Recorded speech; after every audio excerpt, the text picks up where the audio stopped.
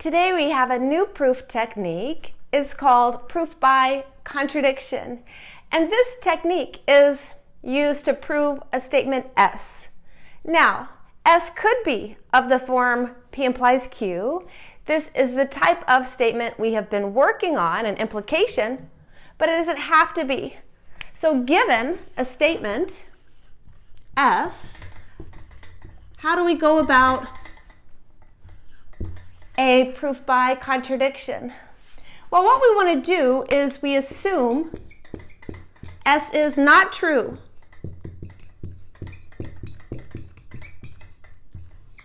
This is our assumption in a proof by contradiction. Equivalently, we assume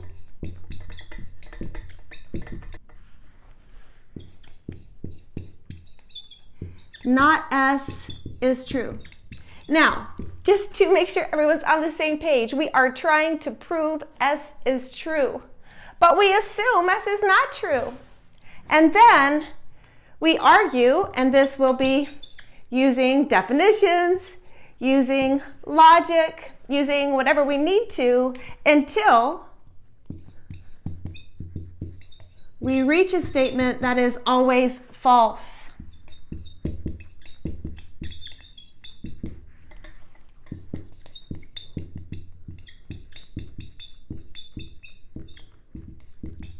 Now, this is something that came up in our logic days. A statement that is always false is, well, a contradiction.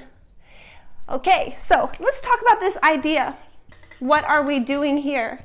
We assume not S is true, and then we argue until we reach a contradiction. And I will just say that typically this contradiction is of the form, say N and not N. And this we discussed in our logic lessons, that N and not N is in fact a contradiction. So typically it is of this form. Now, why have we proved that S is true using this? Well, if we look at this here, what have we proved? We start not S, we assume is true, and then we argue to reach this contradiction. In fact, we have proved directly that this implication is true, right? What does that mean? If this implication is true, the only possibility for what is here is a false statement. So it follows that not S must be false. And not S being false means S is true. And this is how we prove a statement S using contradiction. We assume the negation of S is true and argue until you reach something always false. And then you're finished. You have proved S is true. Here's our first example of a proof by contradiction. We want to prove there are no integers A and B such that 3A minus 9B is 2. This proof is actually quite short. But if we assume the statement is false, or that the negation of this is true, that would say there are integers A and B that make this hold. So proof. Now, by contradiction, right? We want to always state the technique we are using. Let's assume there are integers A and B with 3A minus 9B is 2. Well, let's just factor out a 3.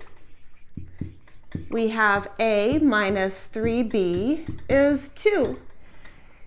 Do we have something that's false here? Well, yes, because A minus 3B is an integer, and this means 3 divides 2. However, well, 3 does not divide 2. And we have a contradiction.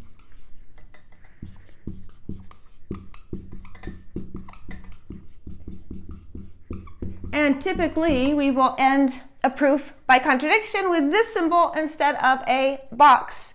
But you see the F here, the contradiction, is 3 divides 2, and 3 does not divide 2. So it is of the form n and not n.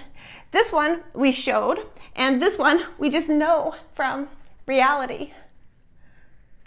Next example, prove there is no integer that is both even and odd.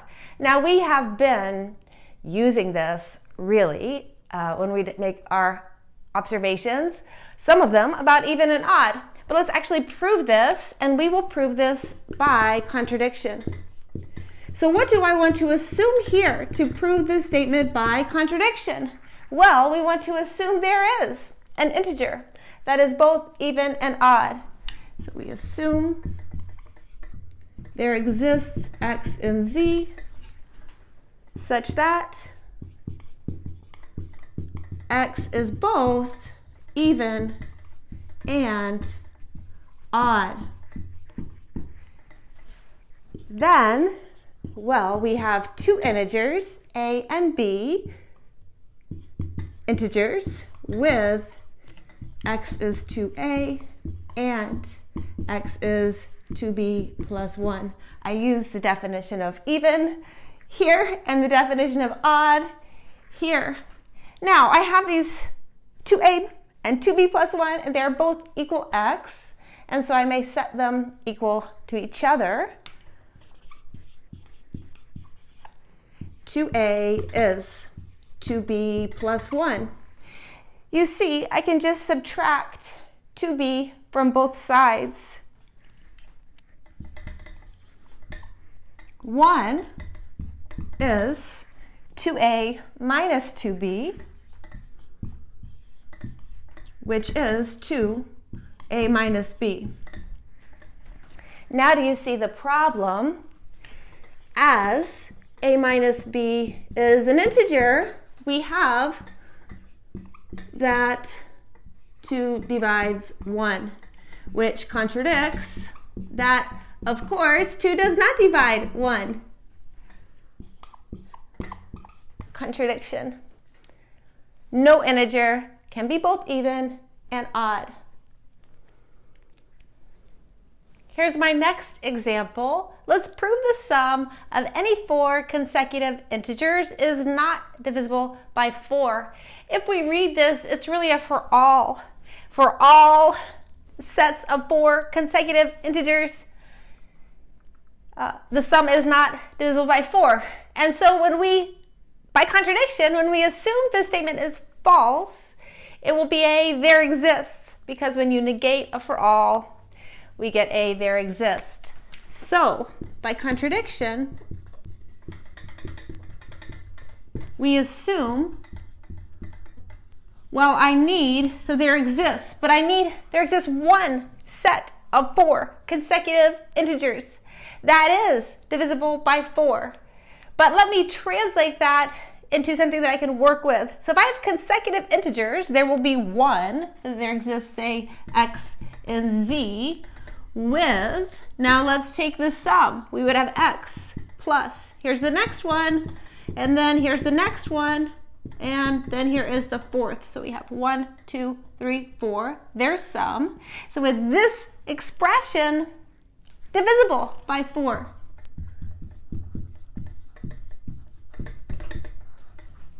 This is our assumption using contradiction.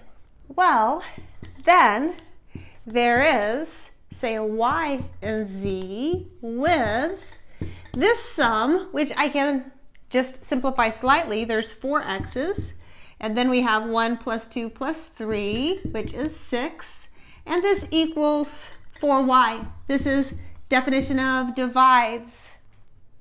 Now, this is similar, at this point, this is similar to the last one, where I can just subtract, and we have that 6 is 4y minus 4x, which is 4 times y minus x. This says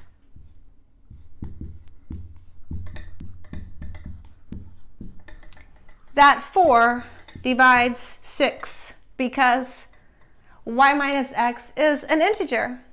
But we know 4 does not divide 6.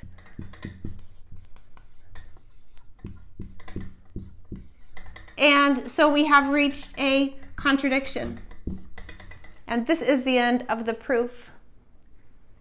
Here's my next example. Let's prove there is no smallest positive rational number. But in pink here, I remind you what the irrational numbers are. It consists of all a over b such that a and b are integers and b is not equal to 0.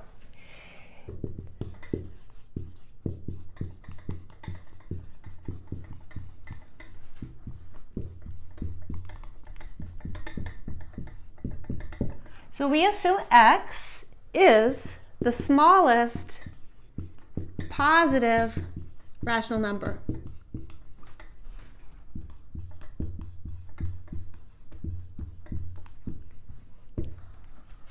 Now I need to argue until I reach a contradiction. X is positive, so we may find m n integers where these are both positive and x is m over n. Let's consider m over n plus 1. M and n plus 1 are both integers, and n plus 1 is certainly not equal to 0 because n is positive.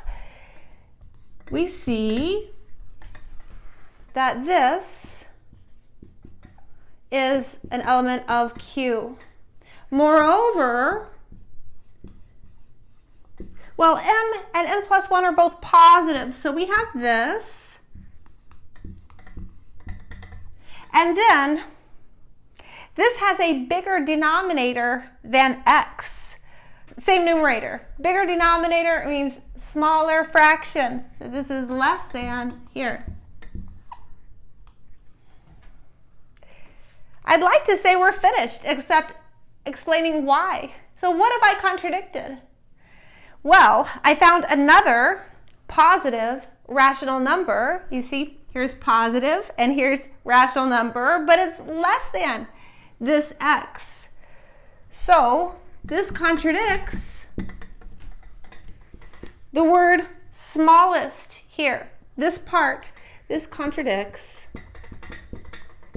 that m over n, or x, is the smallest positive rational number.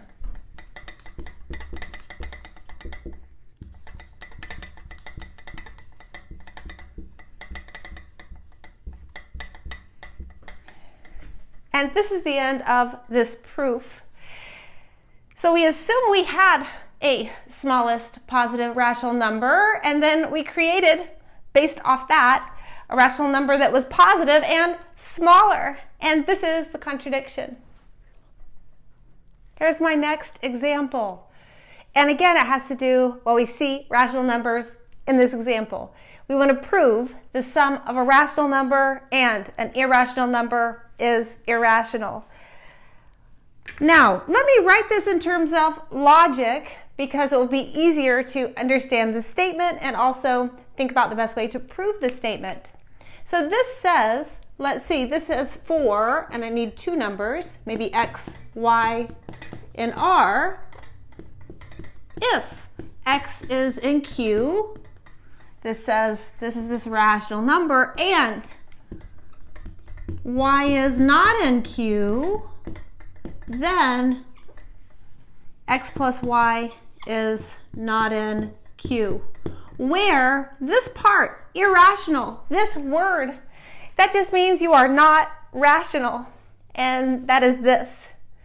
Okay. Okay, so this statement is an implication, and here is our P, here is our Q. So I will prove this by contradiction. Now, we need to recall if we negate a P implies Q, because this statement is, we see, as a P implies Q, and by contradiction, I have to assume not P implies Q. Well, this is P and not Q. So I will assume P is true. I will assume Q is false. All of that I will assume here in a proof by contradiction, and then I work to try to find something that's always false.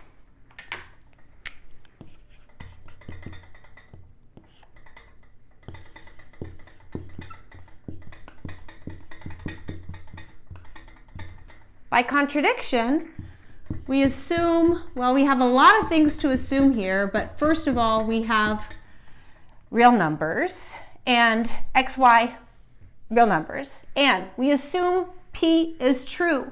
So this would be x is in Q, y is not in Q, that is P being true, but then we assume here Q is false. So this would say x plus y is in Q. So these are all of my assumptions. I'll put an and. We assume x is in Q, y is not in Q, and x plus y is in Q. Now let's work with x and x plus y, because these are two elements of the rational numbers. Then there exists, well, I will have a, b, c, d. Integers with,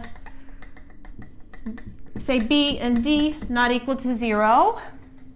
X is a over b, and x plus y is c over d. So I used the definition of rational number to write both x and x plus y as in this form. Now, you see this one assumption here?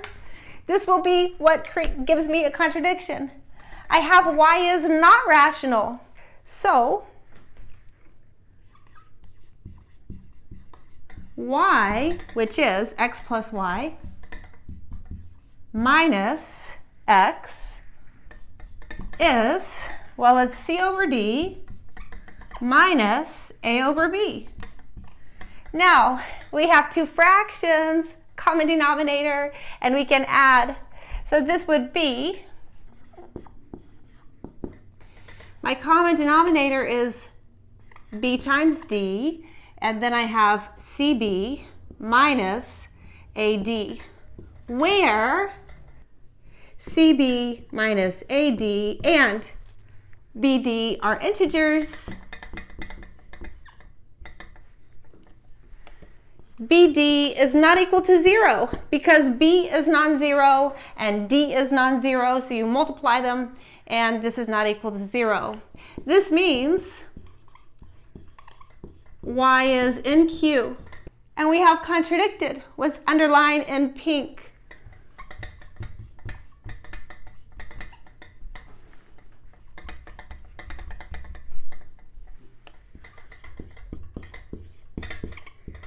This is the end of this proof.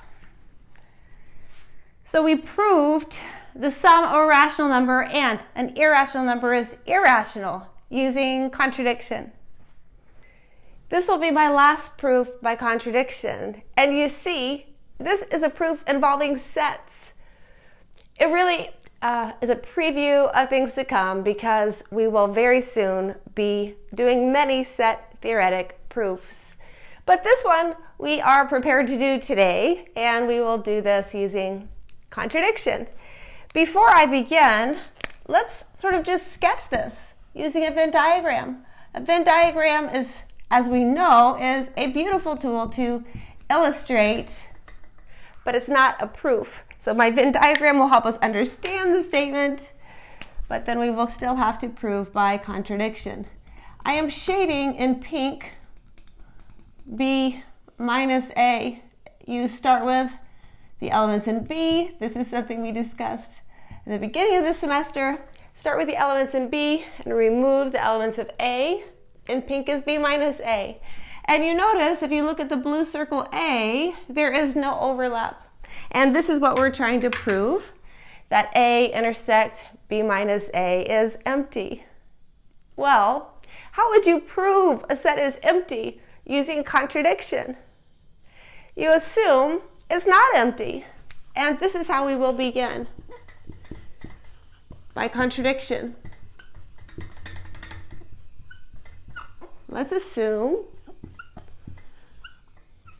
there exists X in A intersect B minus A. Now let's unravel what this means. Then, this is the intersection. So X is in A and X is in B minus A. Now, B minus A, by definition, is the elements in B that are not in A.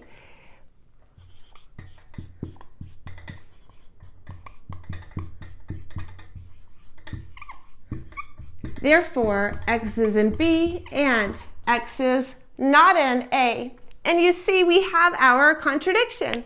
We have X is in A. We have X is not in A.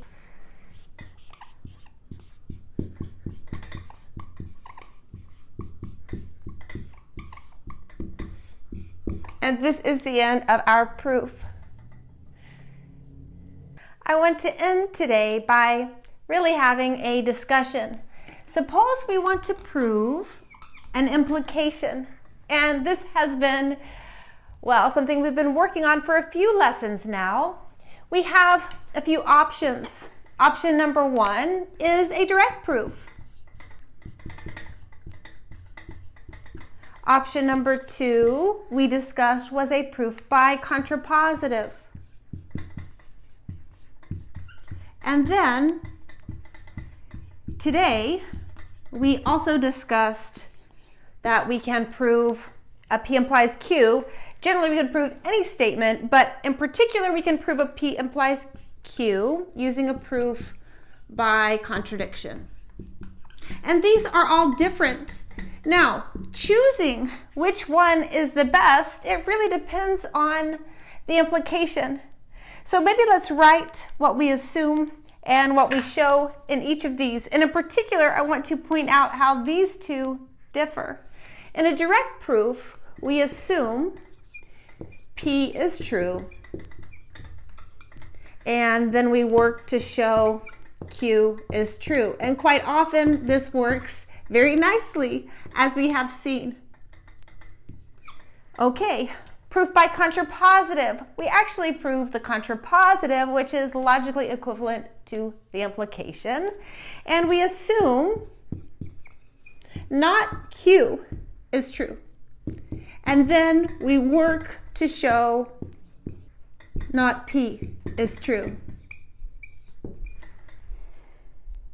Now, this was the new one today.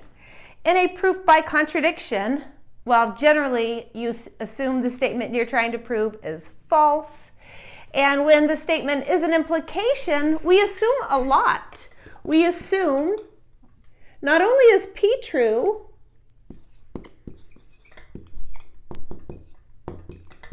we also assume that Q is false. And then you want to show, well,